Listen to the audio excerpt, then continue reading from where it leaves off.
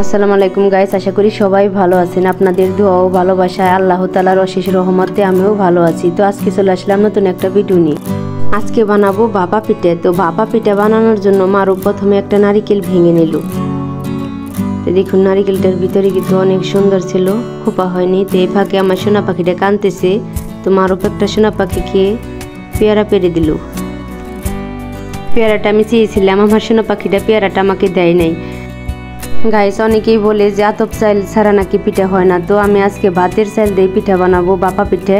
তো ভাপা পিঠা কিন্তু ভাতের চাউল এবং আতপ চাউল দুটোটা দিয়েই কিন্তু ভাপা পিঠা হয়। তো প্রথমে আমি চালগুলো ধুয়ে নিলাম।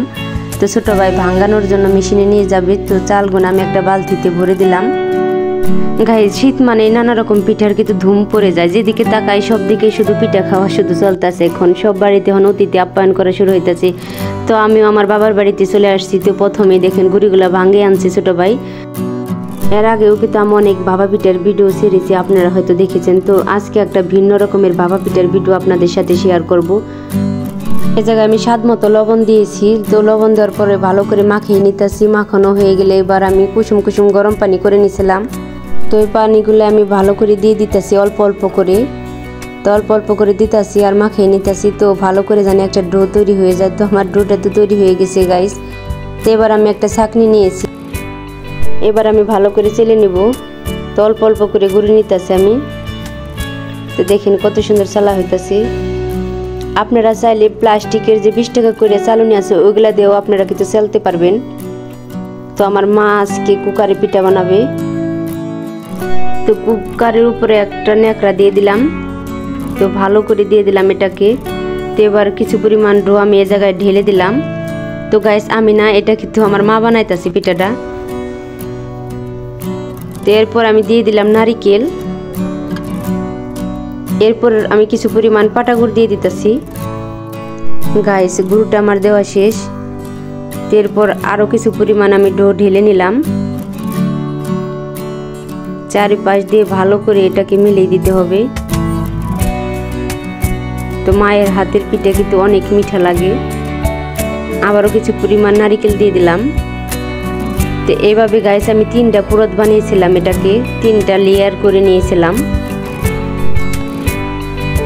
গাইস, এই পিঠাটা যদি আপনি দোকান থেকে কিনে খান তাহলে কিন্তু এই পিঠাটায় প্রায় 3 থেকে 400 টাকার মতো পড়ে যাবে।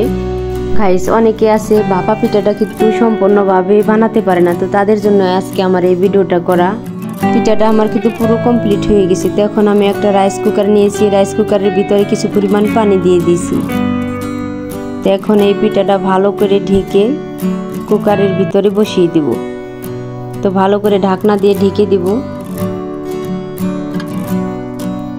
যাতে ভাপ না বের হয়ে যায়। তো এর জন্য ঢাকনার যে ছিদ্রটা, তো ওই ছিদ্রটাকে আমি আটকিয়ে দিব। তো দেখেন কিছুক্ষণ পরে কিন্তু অনেক সুন্দর কালার চলে আসছে। মাশাআল্লাহ, পিঠাটা কিন্তু অনেক সুন্দর হয়েছে, দেখতেছেন অনেক নরম সফট। তো আমার সোনা পাখিটা কিন্তু আমার দিকে তাকায় আছে খাওয়ার জন্য। তো পিঠাটা কিন্তু অনেক গরম ছিল। আমার মনে হইতাছে গাইস আমি কিন্তু কেক কাটতেছি। আপনারা বাসায় আমার মতো ঝটপট এভাবে পিঠা বানিয়ে নেবেন, যাতে একটা পিঠা বানালে জানি সবাই মিলে খাওয়া যায়। গাইস, আমার ভিডিওটা যদি আপনাদের ভালো লাগে তাহলে লাইক, কমেন্ট, শেয়ার, সাবস্ক্রাইব করে দিবেন।